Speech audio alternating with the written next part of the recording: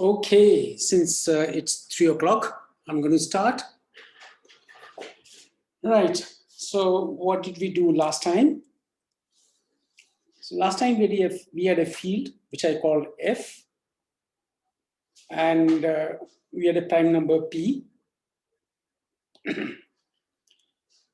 And we had this notion of solvable extensions of degree P, right? Solvable means that it is separable. And when I take the Galois closure, the Galois group is a solvable group. Now, we wanted to parameterize this set, the set of all solvable extensions of F of degree P.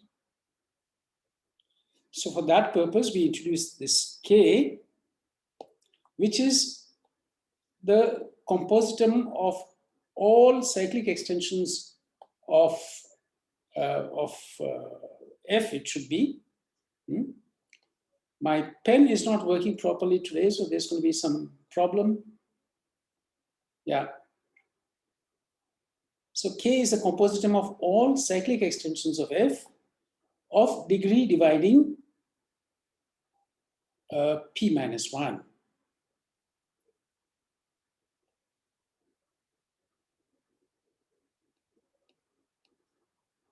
Right? It is, another way of saying what it is to say that it's the maximal abelian extension of F of exponent dividing P minus 1. Okay. Of course, it's a Galois extension by the very definition, because it's the compositum of all of some cyclic extensions. So you have the Galois group G, and then we have K. So this group, this extension is called K, right? Then we had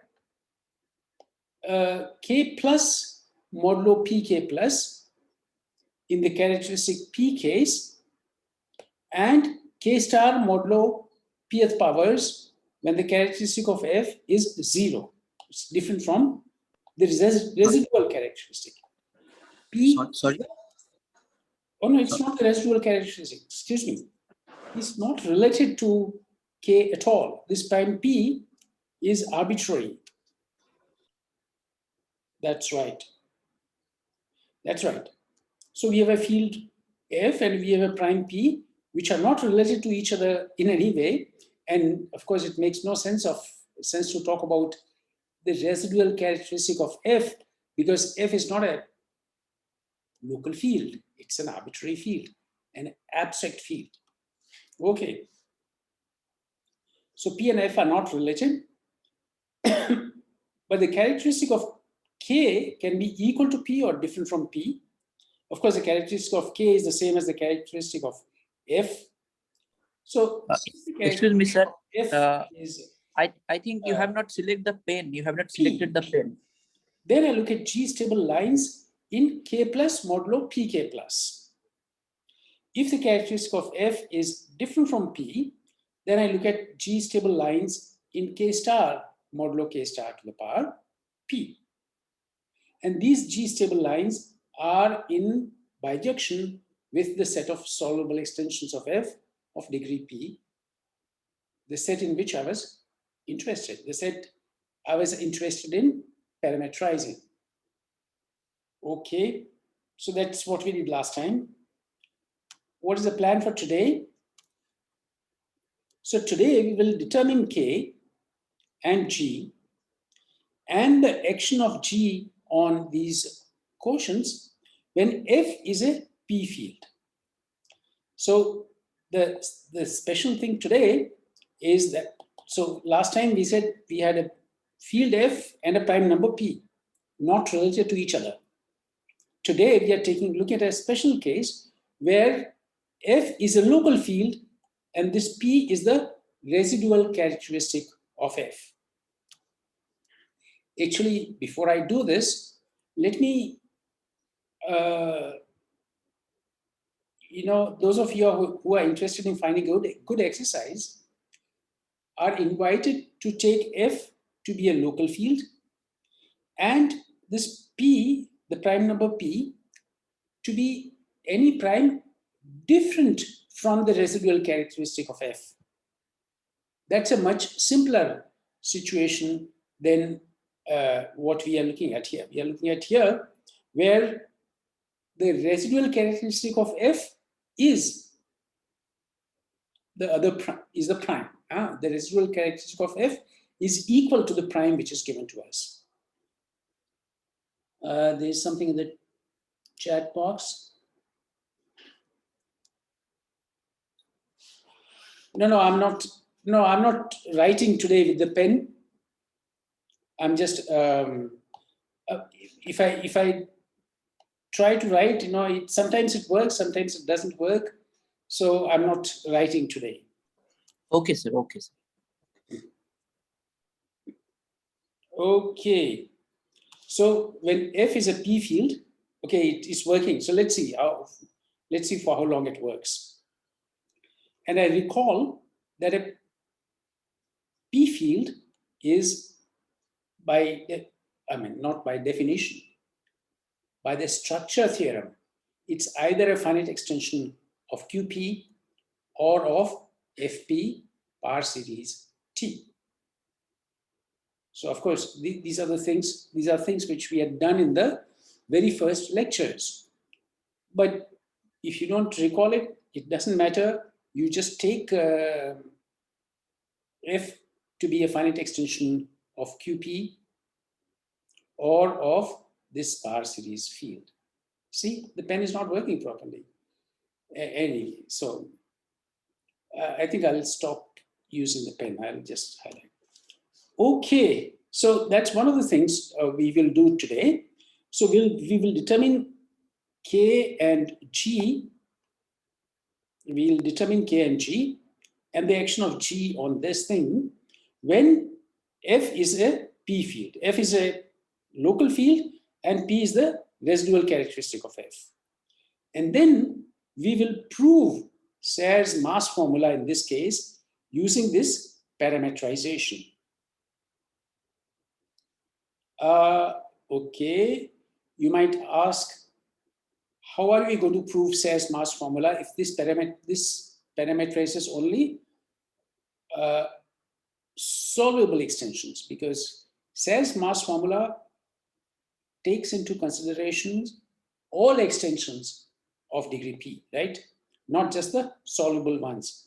We'll come to this question. If this question arose in somebody's mind, then it's a good question. And the answer is perhaps on the next slide. So, of course, I have this local field, P field F, and I'll denote by OF the ring of integers, by KF the residue field, and by QF the cardinality of the residue field. Good, that's the notation, standard notation, which we have been using for a long time. Now, as I said, for a field like F, meaning for a field, a locally profinite field is another term which I use for this kind of fields. For a locally profinite field, every finite extension, every separable extension is solvable. Okay, so this is something which I had proved last time, but here is a quick recapitulation of the proof. So I have my field F, right? I have a finite separable extension E of F, and I take its Galois closure. I take its Galois closure E hat. So I get this tower. E hat is the Galois closure of E over F. And let's call gamma the Galois group. Now gamma is the Galois group of a finite extension of a Galois extension of locally profinite fields. So it doesn't come alone, this group. It comes with, is there something? Debashish, you want to say something? No, sir, no. I raised a hand. You have raised your hand, Devashish. No, You want to say it something was, now? no, not now. I Or raised before it's fine. 6, 7. I see low, so I'm going to lower your hand. Well, good. So, as I was saying, this Galois group doesn't come alone. It comes at least with two subgroups. There's a subgroup called the inertia group gamma naught, and which has a subgroup called gamma 1, which is the ramification, which is also called the ramification group. We know that gamma 1 is a p group. We know that gamma naught by gamma 1, this quotient, is cyclic. We know that gamma modulo gamma naught, this quotient, is also cyclic. And these three things, that gamma 1 is a p group, where p is equal to the residual characteristic of f, right? F is now a local field, and with finite residue field, that finite field has characteristic p, and the same p is used here when I say that gamma 1 is a p group. So these three things, that gamma 1 is a p group, gamma naught by gamma 1 is cyclic, and gamma by gamma naught is also cyclic. These three things, of course, imply that gamma is solvable. How? First of all, gamma 1 is solvable because it's a p group. I mean, every p group is not only solvable, but what is called nilpotent, which is a stronger condition than being solvable. Basically, a solvable group is obtained from abelian groups by taking successive extensions. And when you take an extension, there might be some action of the quotient on the sub. Whereas for a nilpotent group, you want that action to be trivial. So a nilpotent group is a successive extension of commutative groups for the trivial action in some sense. So that's a particular case of solvable groups. So p groups such as gamma 1 are not only solvable, but they're nilpotent. But we are just going to use the fact that it's solvable. Gamma naught is therefore solvable because when you have a group and a subgroup which is solvable, and the quotient is solvable, then the whole group is solvable as well. Here, the subgroup is solvable because it's a p group, and the quotient is solvable because it's a cyclic group, and therefore gamma naught is solvable. Okay, and finally, gamma is solvable because it has this subgroup gamma naught, which is solvable, as we have just seen, and the quotient gamma by gamma naught is also solvable. It's in fact cyclic. Not only is it cyclic, it has a canonical generator, which is called the Frobenius element. So it's actually Z mod Fz for some integer f.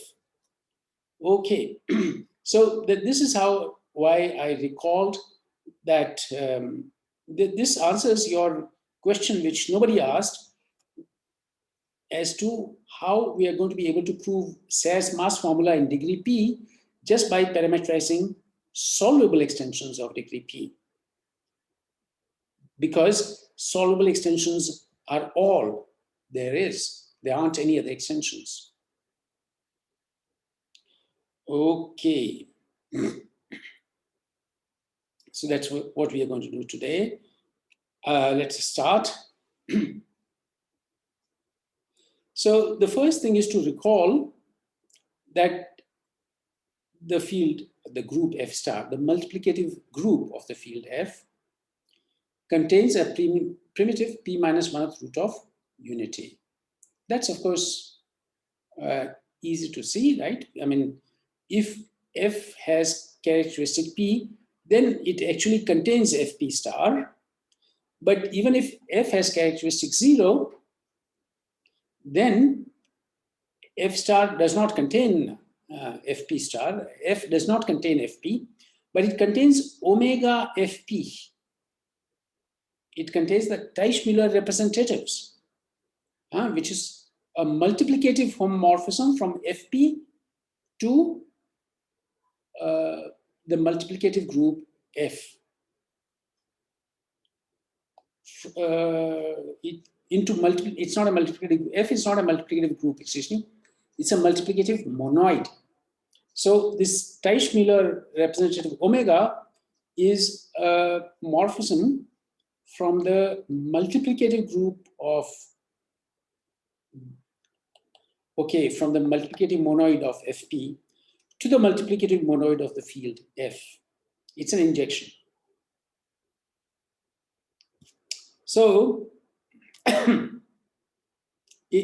because it contains a primitive p minus 1th root of unity, and this k is the maximal abelian extension of exponent dividing p minus 1. So, by Kummer theory, I have this pairing. It's a pairing from the Galois group of k over f with f star modulo f star to the power p minus 1 with values in Fp star. Okay. Well, so in the case of, in characteristic 0, I identify this omega Fp star with Fp star. I mean, it's harmless to think of, to identify Fp star with a subgroup of F star. The Teichmüller representatives allow you to do so. Okay, and of course this pairing here, the Kummer pairing, is given by this. Sigma comma x bar goes to sigma y over y, where y is anything in what? In k, such that y to the power p minus 1 is equal to x. This x bar, and it's the same x here. The x bar is the image of this x. Okay, so this being a perfect pairing, I get this isomorphism of the group of characters of G with values in Fp star, hom G Fp star, I get an isomorphism with F star modulo F star to the power P minus 1. Okay. Now, if the characteristic of the field F is 0, then this group of characters contains a special character called the cyclotomic character, omega, right? This is the character giving the action of G on the pth roots of unity. And the pth roots of unity are a vector space of dimension 1 over Fp, of course, because they form a cyclic group of order P, right? Pth roots of unity. And this group G acts on this Fp line, and therefore it has to act through some character. We call that character omega, and that omega is an element here of this group of characters. Now, an isomorphism of this group with this group. So what does omega go to on the right hand side? It's a valid question. Which element of this group does omega correspond to?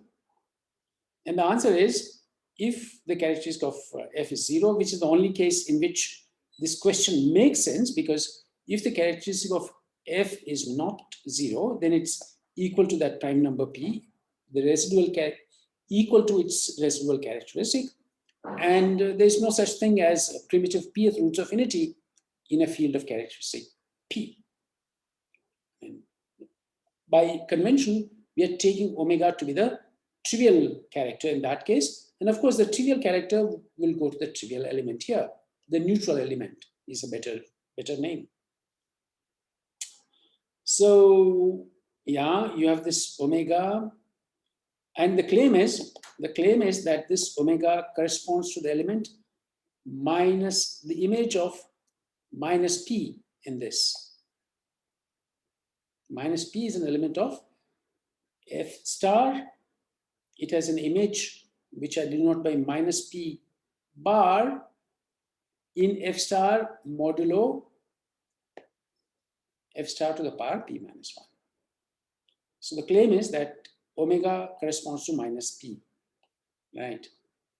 How do we show that? So if you unravel the identification of G, or rather the group of characters on G, with this f star modulo f star to the power p minus 1, you'll see that to say that omega corresponds to minus p bar amounts to checking that sigma comma minus p bar goes to omega sigma under that pairing which I've written here, right? Under this pairing here. Under this pairing, sigma comma minus p bar goes to omega sigma. That's what one has to prove. That is, if I take a y such that y to the p minus 1 is minus p, this y will belong to the field capital K. It need not belong to capital F, right? So this y, I take any such y, I take sigma, apply sigma to it to get sigma y, divided by y, then I should get omega sigma. This is what I have to prove, because that's the definition of this pairing. That's the definition of this. Take sigma y upon y. Okay, so now I have to find a y to which I can apply sigma and divide by y to check whether I get omega sigma or not. And now next I'm constructing a y here. This is constructing a y. So let's take a primitive pth root of unity in K. Such a thing exists because K contains all extensions, all cyclic extensions of degree dividing p minus 1 of the field F, right? And when I adjoin a primitive pth root of unity, you get a cyclic extension of degree dividing p minus 1. Okay, so then by definition, why does this hold? Why is sigma zeta equal to zeta to the power omega sigma? Because that is the definition of omega. We said that's how the group G acts on the pth roots of unity. By raising them to the power, sigma acts by raising it to the power omega sigma. Now we had also seen earlier that if I put zeta equal to 1 minus, if I put pi equal to 1 minus zeta, then for some unit which is congruent to 1 modulo pi, I have eta pi to the power p minus 1 is equal to minus p. See, I wanted a y such that y to the power p minus 1 is minus p.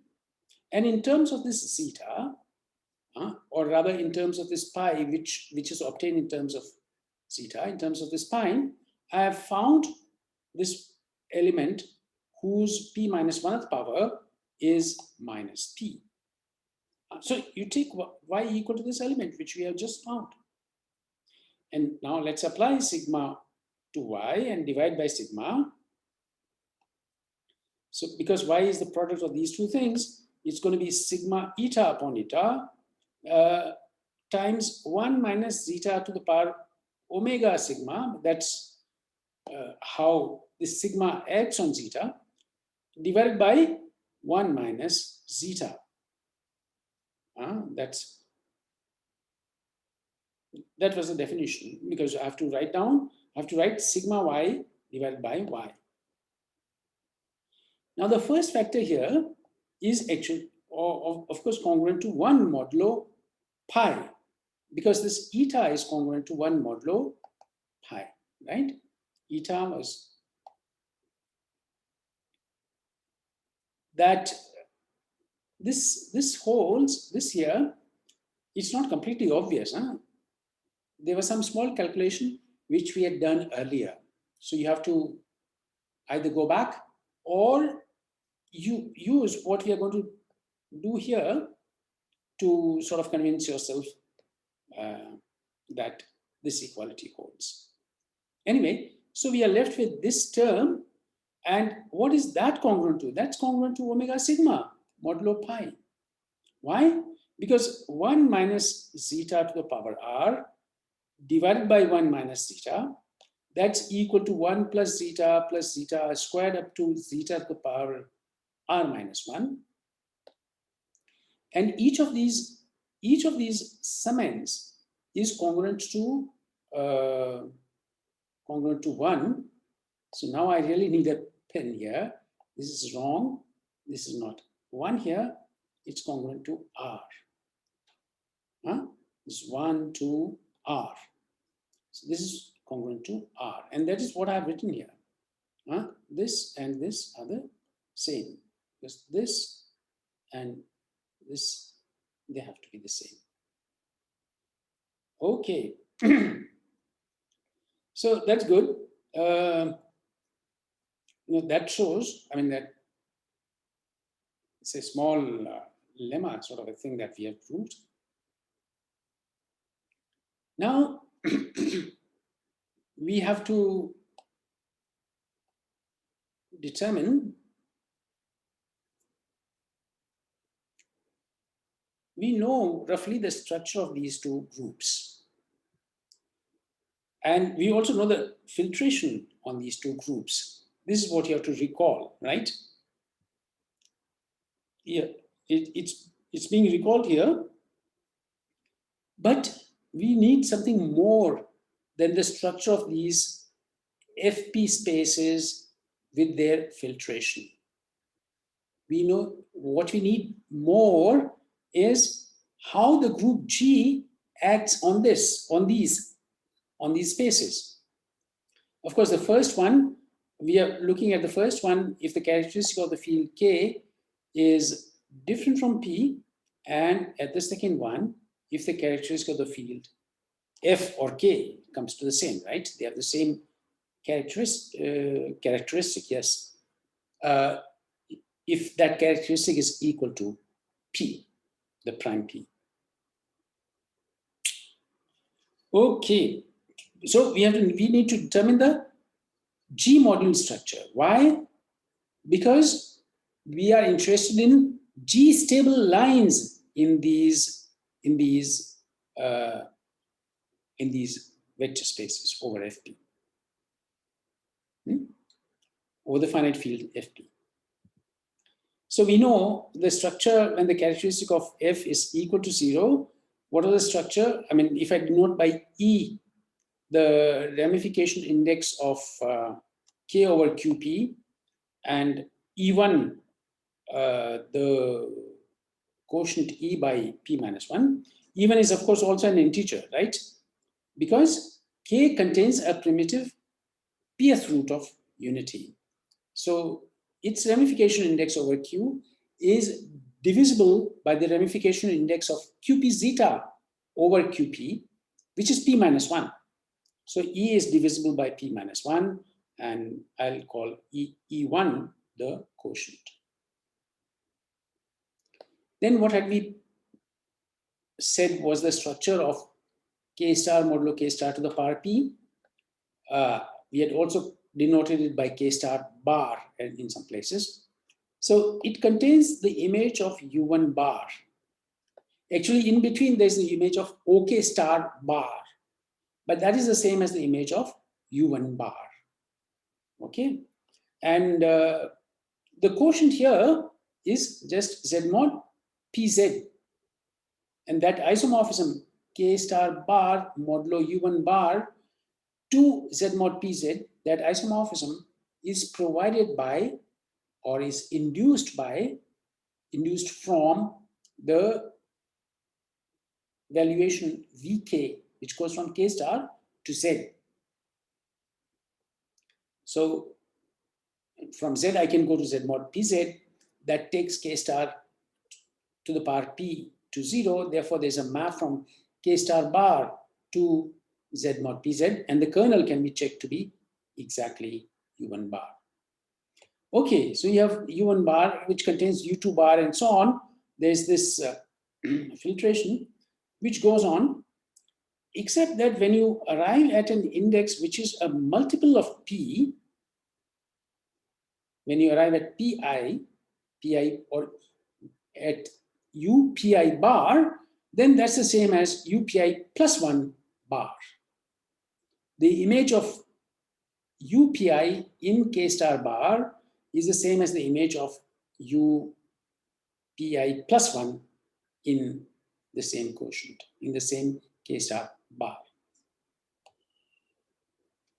Okay, so this goes on till UPE1 bar. E1 is here, right? This was the E1. It goes on, this pattern continues all the way up to UPE1 bar, and then it breaks down. Then you don't have equality here. Here you had equality. When you had a multiple of P, you had equality here, right? But here you don't have equality. This is a strict inclusion because this next group is actually trivial, right? This is trivial. And this one here is one-dimensional. And we know that G acts on this one-dimensional space, FP space, one-dimensional as a vector space over FP. So the group G acts on this one-dimensional FP space through the character omega, the cyclotomic character. So this is just, yeah, okay. So we left out saying here in between, what is UI modulo UI plus UI bar modulo UI plus 1 bar when this I is prime to P.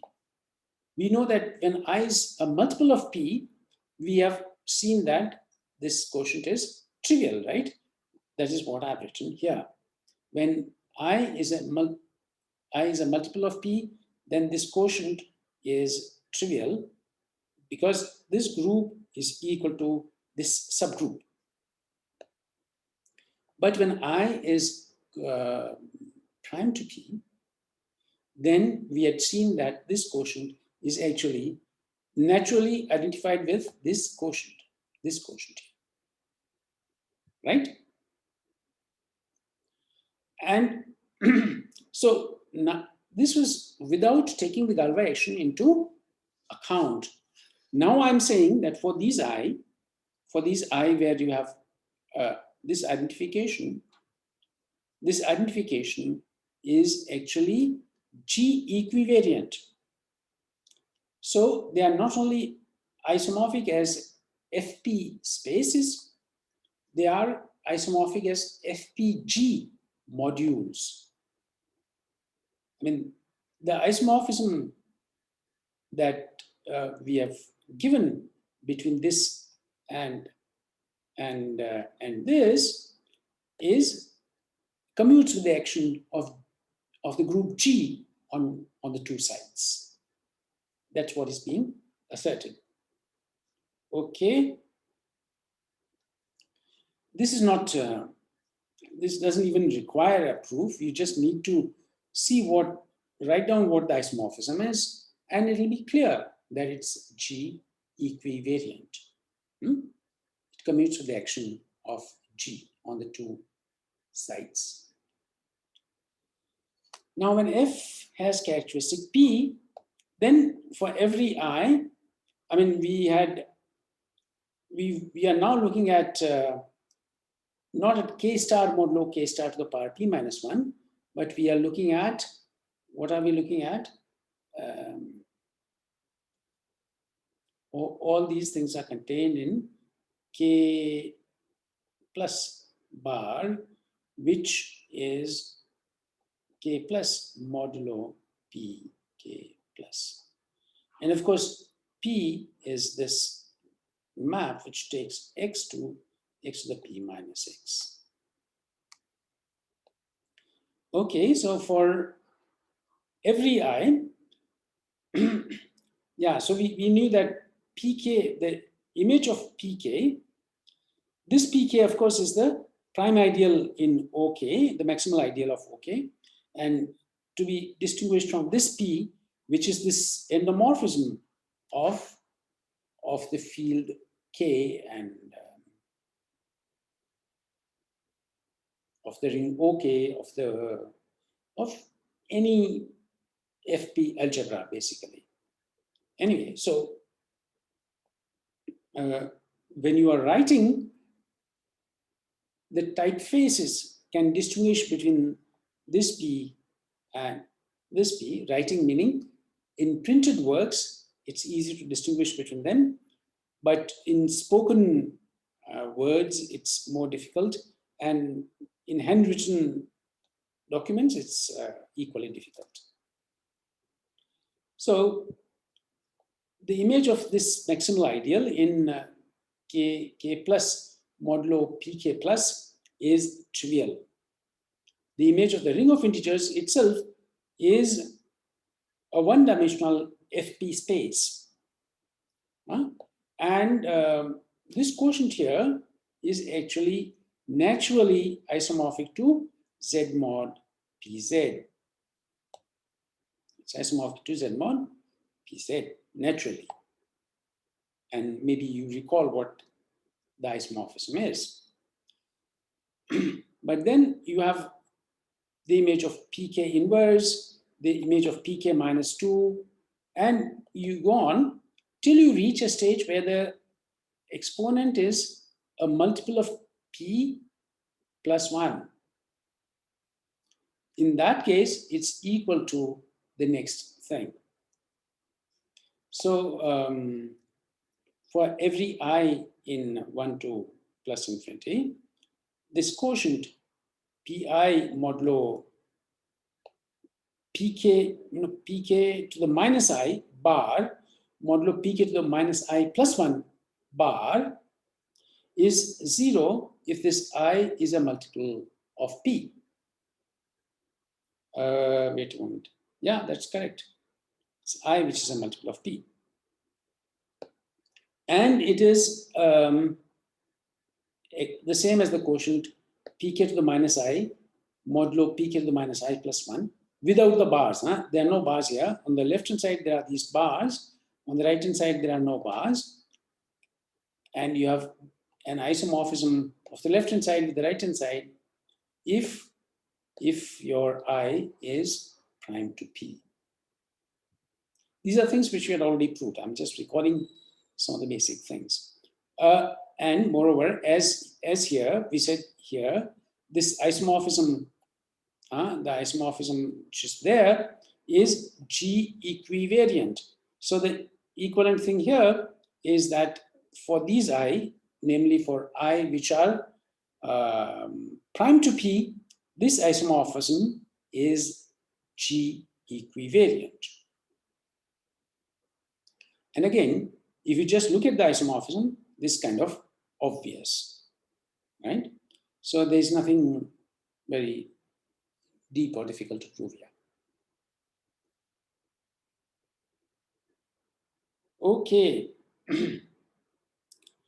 So for a brief moment, let us just forget about our local fields and let's take K to be any finite field. And let's take L to be a cyclic, I mean, every extension of a finite field is cyclic, but it's an extension of degree M, and this M should divide Q minus 1, where Q is the cardinality of the field little k. And of course, any finite extension of a finite field is not only Galois, it's cyclic. So the Galois group G here, this Galois group is cyclic of order M, and this M divides Q minus 1. and Q is the number of elements in the field K. The proposition says that for every character of G with values in K star, the chi eigenspace L chi is a K line in L. That's of course K line, I have to say, in L. It's a subspace. L is a K. We are thinking of L as a K space. I don't know why I'm writing space in the French spelling. So K space of dimension M. So for every character chi, if I look at the chi eigenspace, it's a K line in this space of dimension M. K line is a K space of dimension 1. Now this follows from actually what is called, so this follows from something called the normal basis theorem.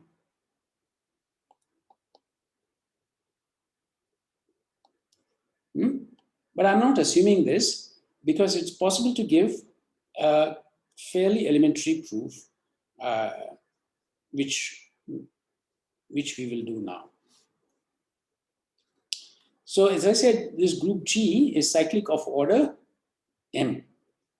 And it not only is it cyclic, it has a canonical generator, which is this phi. It's called the Frobenius element, and it takes X in L and raises it to the power Q, where Q is the number of elements in the field little k. Now, this chi is after all a character from G to little k, or to k star. So let A be the image of this phi. So it's an element of k star. We have, of course, A to the power m is equal to 1 because phi to the power m is equal to 1.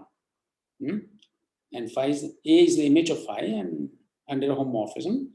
So A to the power m is also going to be equal to 1. It's written here. Yeah. Okay. Now, what is the chi eigenspace? By definition, it's the set of all x in L such that when I apply phi to it, I get A times x. Normally, I should have written phi of x is equal to chi eigenspace, right? Yeah, chi. So chi of phi times x. But chi of phi is equal to A. That's why I've written AX here. Chi I for the I. And phi of x, what is that equal to? That's x to the q.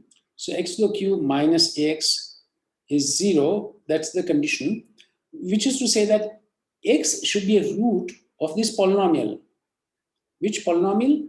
It should be a root of the polynomial t to the q minus a t. That's what it amounts to. So L chi is the set of roots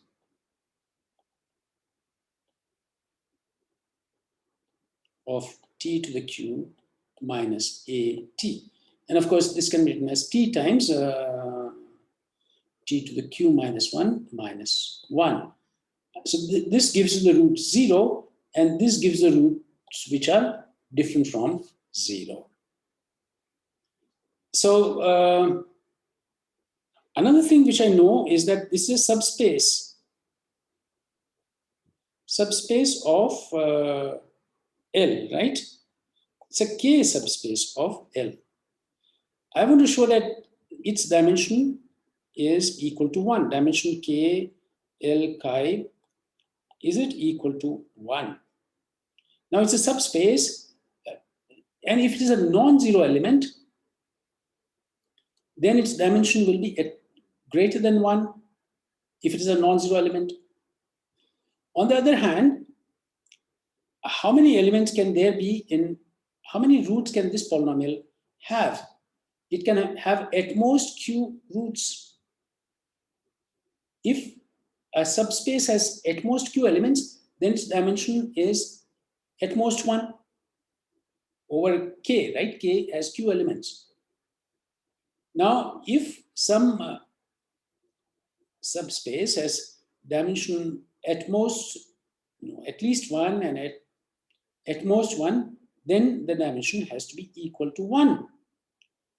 But, I mean, provided, I mean, I didn't complete, the proof is not complete because I assumed that there is a non-zero element, right? So I have to show the existence of a non-zero element. So that's what, it's sufficient to show that it's not 0. And to show that this is not 0 is to, I mean, I have to say that t to the q minus 1 minus 1. No, it's not minus 1. Excuse me. Where is it? This is not a 1 here. This here is, of course, not a 1. It's q. It's a. It's a here, right? So I have to show that t to the q minus 1 minus a has a root, which is the same as showing that a is a q minus 1th power in L star. Okay, so let's see why it is a q minus 1th power. The order of a in this quotient divides m. That we have already seen. Phi to the m is 1, and therefore a to the m is 1. So the order of a divides m. So when I adjoin a q minus 1th root of a, which I can do, Kummer theory works here because this contains, K contains a primitive q minus 1th root of 1. So when I adjoin a q minus 1th root of a, I'll get an extension whose degree is equal to the order of a in this quotient, and therefore it divides m. So, but L contains every extension of K of degree dividing M, because L over K is equal to M, right? This is how we had defined M. Yeah, this is so L is the degree extension of K of degree M, and here is an extension, its degree. So K q minus 1th root of a over k, this degree divides m. This is what we have proved here. And therefore, you have this inclusion. And that is to say that a is in L star to the power q minus 1, which is what we had to prove. Okay, so this is a nice, actually it's just an exercise. It's not very difficult to show that. So I'll just repeat what we have proved. We have a finite field K, we have a finite extension L, and we have the Galois group G. We have a character chi from G to K star. Under this situation, the dimension over K of L chi is equal to 1 for every, everything is fixed. So this is, you take a finite field K, take a finite extension L of K, let G be the Galois group, take a character chi of this G with values in K star, then you have the chi Eigen Space, which is a subspace of L, of course, and the dimension of this subspace is equal to 1. That's what has been proved. Okay, so now let's recall. So K is still a P field, right? K is still a P field, and we have this group, right? But this group contains, because F star has a filtration, contains OF star, which contains U1 star. No, it's not U1 star, it's just U1, right? Just U1, which contains U2. So let's put this here, and contains U2, etc. But when I look at F star modulo F star to the power P minus 1, or instead of P minus 1, let's look at F star to the power N, where N is not divisible by P. P minus 1 is certainly not divisible by P. Huh? So look at any N, then I'll have, of course, the image of OF star, the image of U1, and the image of U2, and so on. Of course, and now, if this N is prime to P, as here, then this is going to be trivial, or rather I should say is equal to 1, because it's a multiplicatively written group, right? This is equal to the trivial group. And this can be identified with Kf star modulo Kf star to the power N. So that's what I've done for N equal to P minus 1. P minus 1. And here is a map which comes from VF. It's induced by VF. You have a map from F star to Z. From here, you can go to Z mod P minus 1 Z. And therefore, you'll have an induced, or actually, under this map, it's easy to see that F star to the power P minus 1 goes to 0. So you have an induced map from F star modulo F star to the power P minus 1 to this, making the diagram, making this commute, right? So that's the map, VF bar. VF bar, yes.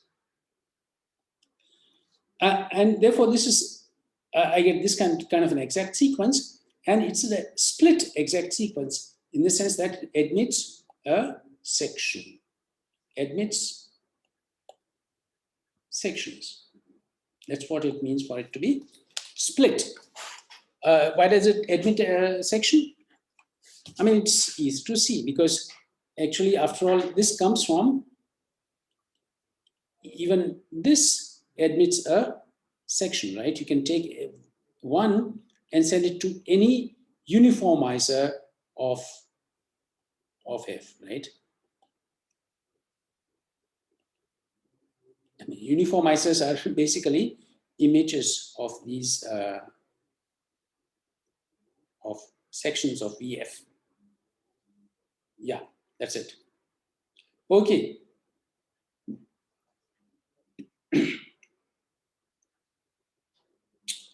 So we have this split exact sequence. Now, if we choose a generator of this multiplicative group, which is, what is the order of this? The order of this group is, of course, QF minus 1. And if we choose a generator pi F of the OF module PF, then this K,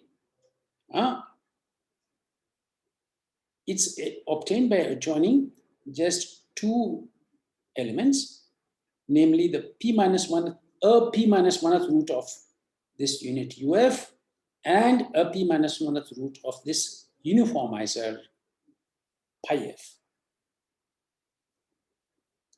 And of course, this k also has its own valuation, vk. Vk of pi f is going to be p minus 1. This is the same as saying that the ramification index of k over f is equal to p minus 1. And it so happens that the residual degree f k over f is also equal to p minus 1, right? That comes from this part, the residual degree comes from this part, and the ramification comes from this part. Okay, so I have to start something slightly new now. So before I do it, let me just pause for a few minutes to see if there are any questions.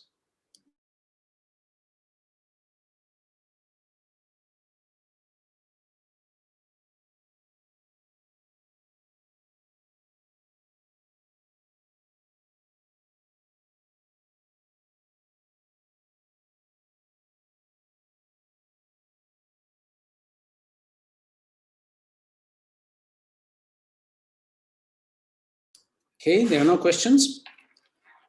Fine. So, so the first proposition with this notation is that when I multiply by pi f, actually pi f is what is it a map of? This multiplication by pi f, it's a map from pki to pki plus p minus 1. It's an OK linear map.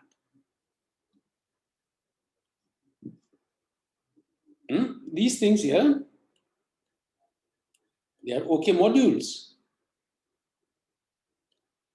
And multiplication by an element of OK gives you morphisms of these modules.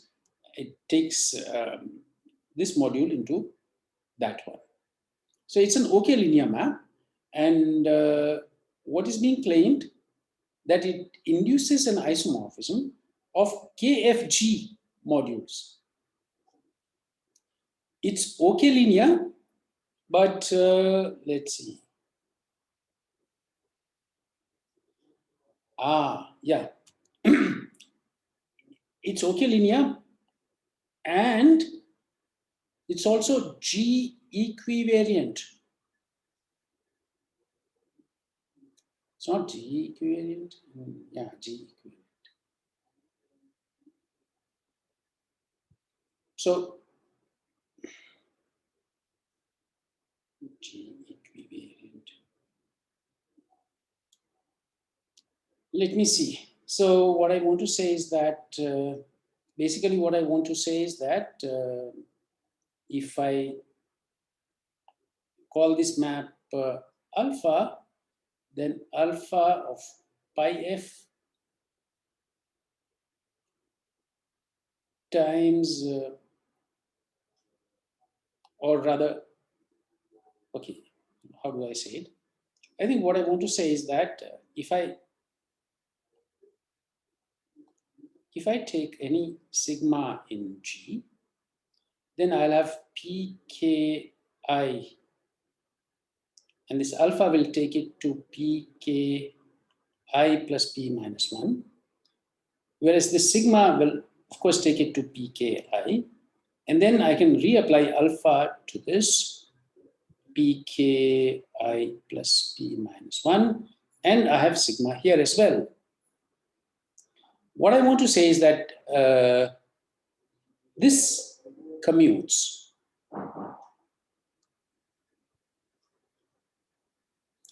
So let's see why it commutes.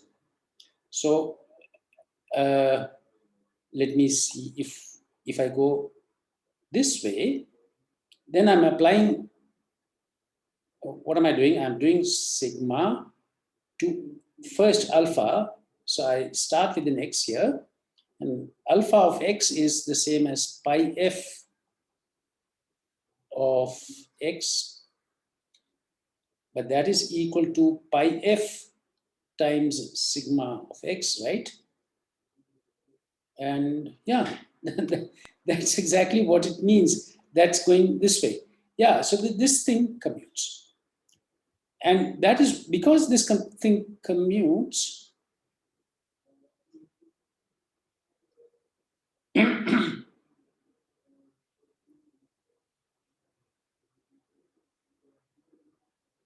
Let me see. OK linear. Is it OK linear? It's certainly OK linear. Yeah, and it commutes to this. Yeah. So what do I want to say?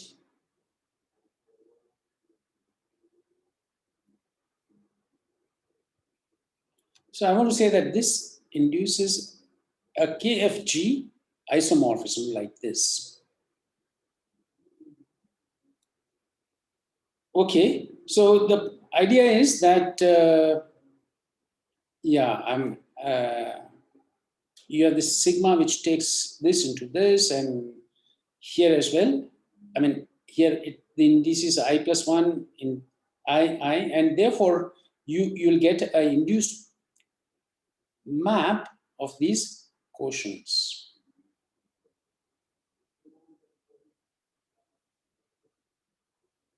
Yeah. Or rather, I mean, I would have liked to say that this map is, no, wait a moment. No. Yeah, that's the point. That's why I was worried. So what I want to say is that this is not OK linear. This map is OF linear. These are OK modules, and therefore they are also OF modules, and this map here is OF linear.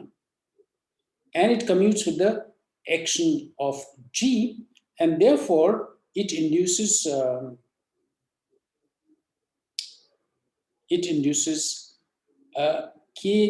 KFG linear isomorphism from this quotient to that quotient.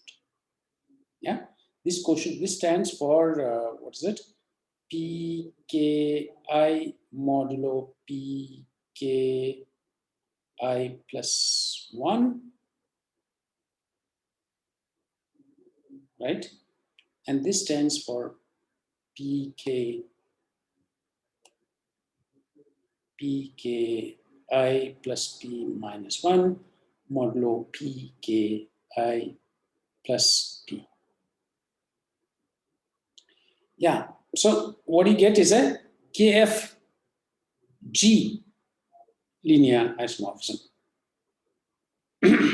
Okay.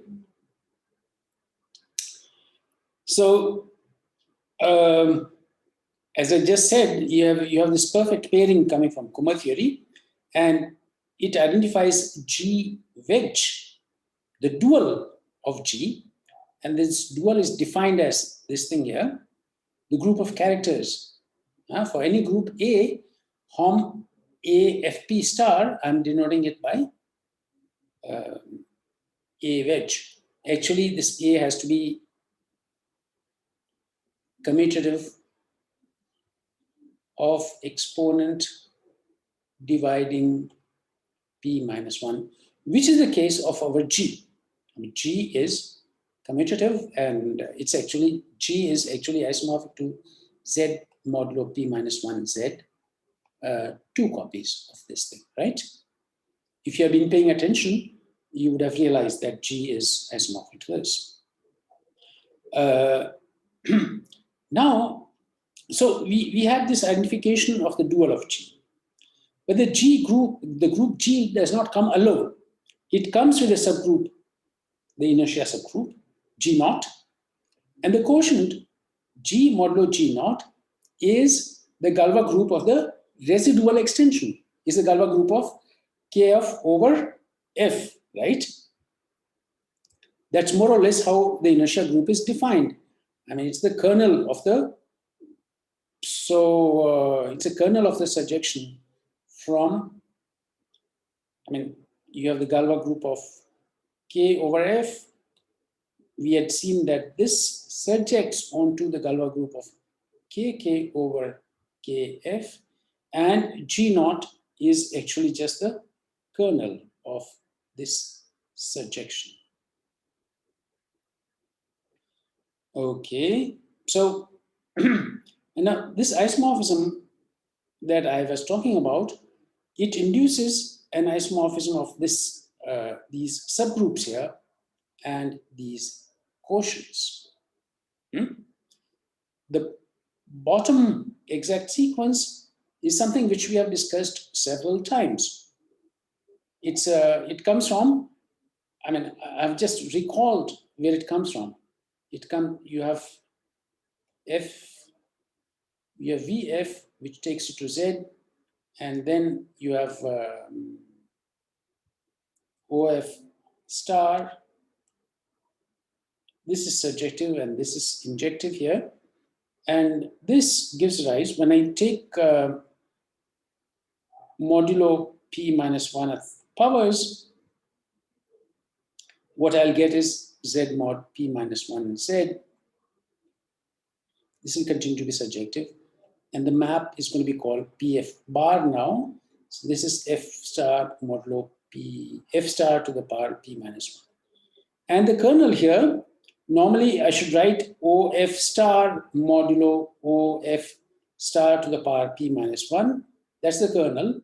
But this gets identified with KF star modulo KF star to the power P minus 1. Because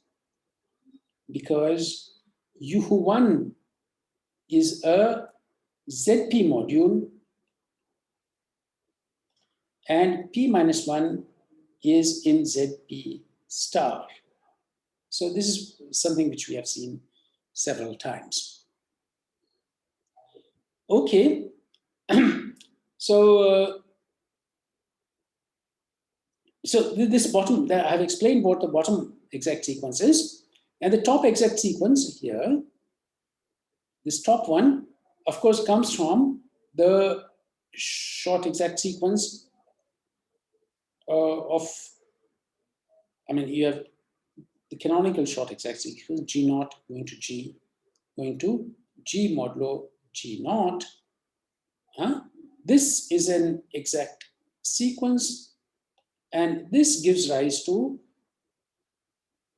when you take duality means concretely when you apply, you apply HOM something FP star to this sequence, then you'll get 1 goes to, you'll have the dual of this here, G mod G naught. And if you have a character of this group, G modulo G naught, you get a character of G, of course. And if you have a character of G, then you can restrict it to a character of G naught. So you get an exact sequence. Yeah. Right. So that's the top exact sequence here, the top exact sequence. And under this isomorphism of the middle groups, the subgroups and the quotient become isomorphic to each other. Now, the rest of the things I have not written down in this, so I'll share a different file and let's see. So I'll share my screen here. Is this the one? No, this is not the one. And this is the one. Okay, right. So here is the diagram that I was talking about.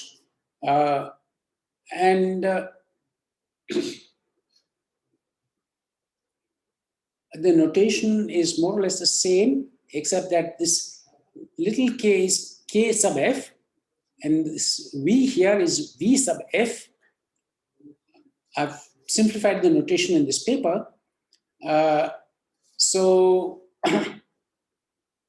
now, so you have these two exact sequences which are isomorphic to each other, right? By Kummer theory, essentially. Why are we doing all this? We are doing it in order to understand the G module structure of K star modulo K star to the power P in characteristic 0 and K plus modulo P K plus in characteristic P. So that's what you should have in mind. That's the motivation. Yes, so for that, I don't know whether to continue with this. Right, so the notation is slightly different here. Okay, so let me explain, sort of be more impressionistic, not be very precise now. So this is what the structure of K star modulo K star to the power P looks like. You know, you have the whole thing, U naught bar, it's called here. It was also called K star bar. And then you have the image of U1 bar, and so on, till you come to a multiple of Pj here. And in that case, you have this, you have equality all the way up to UPE. Now, here E is actually the ramification index not of K, but of F over QP. So so it's the E, as far as K is concerned, that's the ramification index of K over FP divided by P minus 1. Because the ramification index of K over F is P minus 1. Okay, so you have this kind of picture. And in characteristic P, you have this picture here at the bottom. So you have the image of OK here, OK bar, and the image of PK inverse. The image of PK itself is this 0. That's the image of PK. But the image of PK inverse contains the image, of course, of OK. And this quotient is isomorphic to, it's a one-dimensional vector space over this L, which is K, the residue field of the local field K. And this continues till you come to a multiple of P plus 1. Here J is negative. So J is negative. In which case it's equal to P, the image of PK, P to the power Pj, and so on. So, okay, so in one word, what is happening is that you have this filtration, and these successive quotients, we determine the G module structure of these successive quotients. It turns out that each of them is the direct sum, each of these successive quotients, here, or here in these ones, right? These are all their vector spaces over KF, in fact, over KFG. So for each character of G, I can ask for the chi Eigen space for each character chi of G with values in K star, but if it is If it has values in K star, it'll have values in FP star, because G has exponent P minus 1. So each character of G with values in FP star, I'll have the Eigen Space. And each of them is the direct sum of the various Eigen Spaces. The question is, which characters appear in which of these spaces and which ones don't? That is what this whole story is about. That's what is discussed here. Okay, and then what happens is, you see, it's one thing for to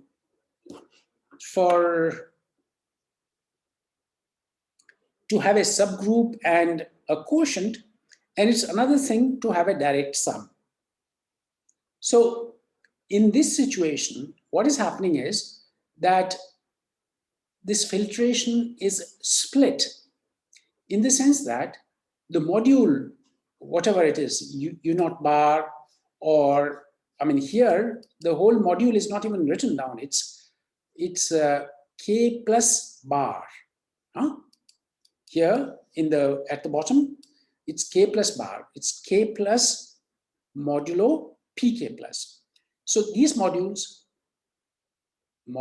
over KFG, they are direct sums of these various subquotients. They're direct sums of all these various subquotients. And you know, we have determined the Galois structure of these subquotients, and therefore one knows the Galois structure of the whole module. Okay? And finally, now, before one can prove Serre's mass formula, there's one very important proposition, which is this one. So I'll not explain all the notation, but I'll just tell you what it means intuitively. So you see, these spaces, either this one here, U naught bar, or the one at the bottom, they come with a filtration. So if I have a line in that space, then I have the notion of the level of that line. What do I mean by that? See, you can ask whether that line is this particular line. Here it's this, here this is a line. Or is it a line in this one other than this? Similarly, is it in this one not equal to this line, and so on. So the smallest index, yeah, is it going to be the smallest? Yeah, or rather it's actually the largest index, which contains that line, and the larger ones don't. So that can be, it will be some multiple, it will be some index which is prime to P, because if it's a multiple of P, then there can't be a line which is contained in this space, which is not there in this space, because these two spaces are actually equal. The same here as well. So for every line in these spaces, I can come up with some integer which is prime to P, such that that line is contained in the appropriate subspace of that index, but not in the next one. Okay, so I have now the notion of the level of a line. And suppose that line is Galois stable, then G is stable, right? Then I have a cyclic extension of L associated to that line, which is actually Galois over F. But forget about being Galois over F for the time being. We are just, and even forget about the line being G stable. I think if you just have a line in one of these two spaces, which is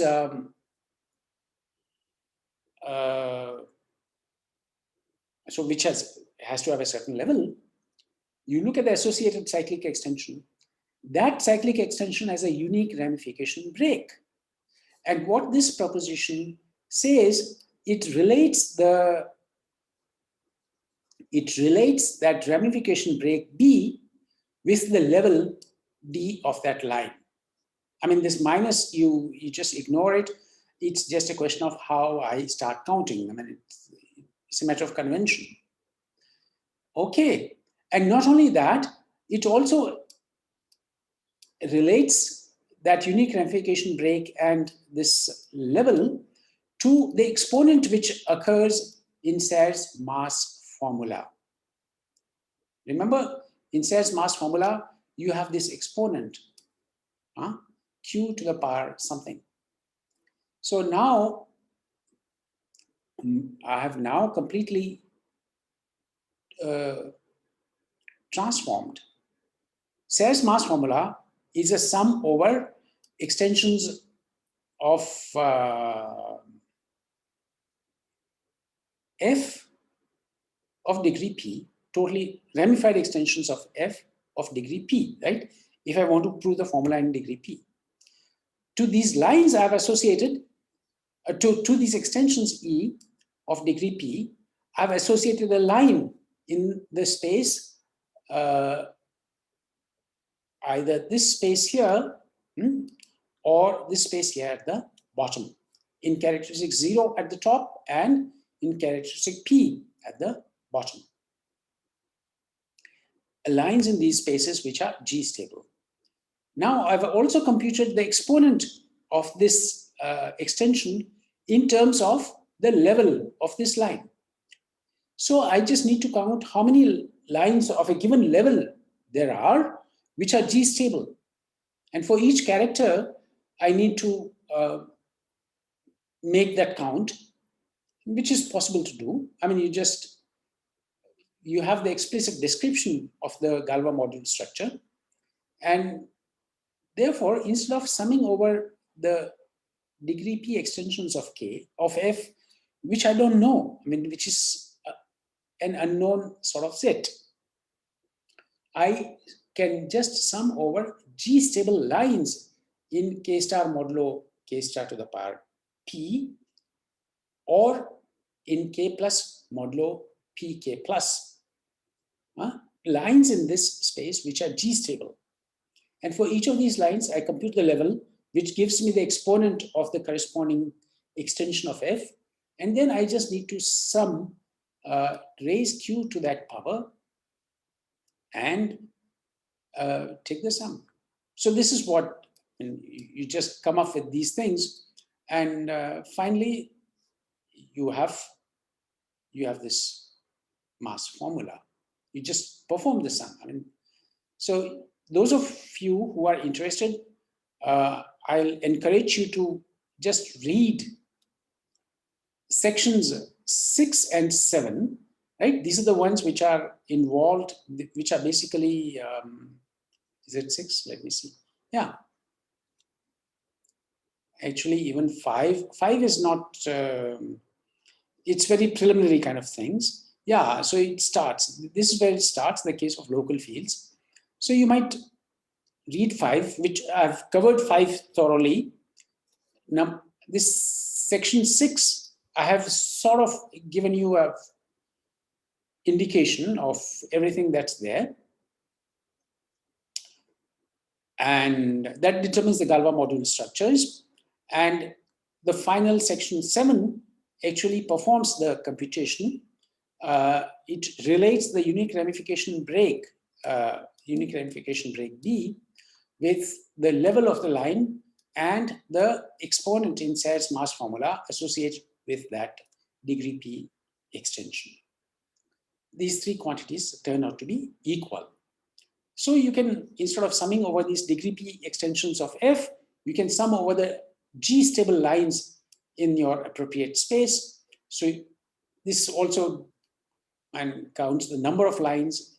That count is different according to whether your character. So if it's G stable, it has to be acted upon by G through some character. If that character is equal to the cyclotomic character, then the number of lines is different, and meaning the contributions are different according to whether it's equal to the cyclotomic character or different from the cyclotomic character. But the spaces, the number of lines is also different. So there is some sort of a compensation. The contribution is going to be the same whether it's a cyclotomic character or not. And then you sum over all characters and you just perform some small manipulation and you get the result. Okay, so this is what you get. The sum turns out to be equal to P. That's what Sarsmau's formula says. So I'll urge you to read sections 5, 6, and 7 of this paper, which has appeared in Monatshefte für Mathematik. And if you look for it on the web, I'm sure you'll be able to find it, either from the title, or you ask me and I'll send you a link to this PDF file. Okay, so this is this is what I want to do today. And next time we will go on to other matters which are slightly more recent. That's it. Okay, so now let me see if there are any questions.